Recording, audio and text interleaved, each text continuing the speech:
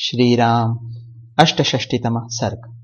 राजा जनक का संदेश पाकर मंत्रियों सहित महाराज दशरथ का मिथिला जाने के लिए उद्यत होना।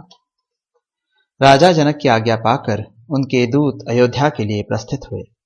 रास्ते में वाहनों के थक जाने के कारण 3 रात विश्राम करके चौथे दिन वे अयोध्यापुरी में जा पहुंचे। राजा की आज्ञा से उनका राजमहल में प्रवेश हुआ। वहां जाकर उन्होंने देवतुल्य तेजस्वी बूढ़े महाराज दशरथ का दर्शन किया। उन सभी दूतों ने दोनों हाथ जोड़ निर्भय हो राजा से मधुर वाणी में यह विनय युक्त बात कही। महाराज, मिथिलापति राजा जनक ने अग्निहोत्र की अग्नि को सामने रखकर स्नेह युक्त मधुर वाणी में सेवकों सहित आपका तथा आपके उपाध्याय और पुरोहितों का बारंबार कुशल मंगल पूछा है। इस प्रकार व्यग्रता रहित कुशल पूछकर मिथिलापति विदेहराज ने महर्षि विश्वामित्र की आज्ञा से आपको यह संदेश दिया है।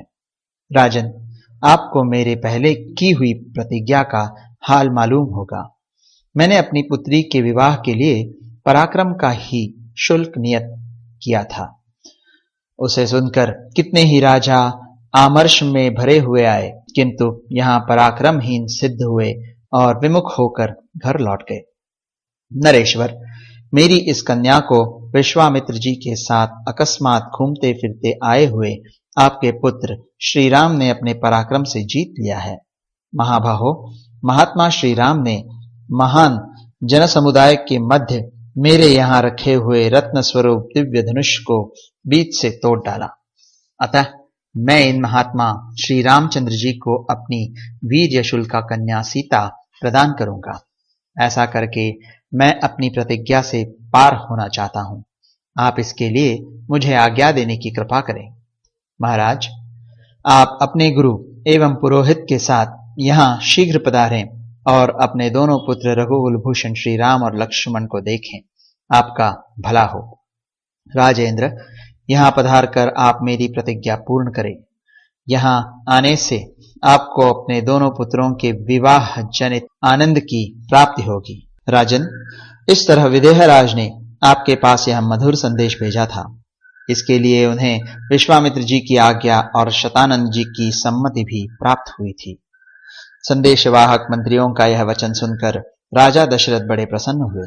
उन्होंने महर्षि वशिष्ठ, वामदेव तथा अन्य मंत्रियों से कहा, कुशिक नंदन विश्वामित्र से सुरक्षित हो कौशल्या का आनंदवर्धन करने वाले श्री राम अपने छोटे भाई लक्ष्मण के साथ विदेह देश में निवास करते हैं। वहां महात्मा राजा जनक ने ककुत्स्थ कुलभूषण श्री राम के पराक्रम को प्रत्यक्ष देखा है। इसलिए वे अपनी पुत्री सीता का विवाह रघुकुल रत्न राम के साथ करना चाहते हैं। यदि आप लोगों की रुचि एवं सम्मति हो तो हम लोग शीघ्र ही महात्मा जनक की मिथिलापुरी को चलें।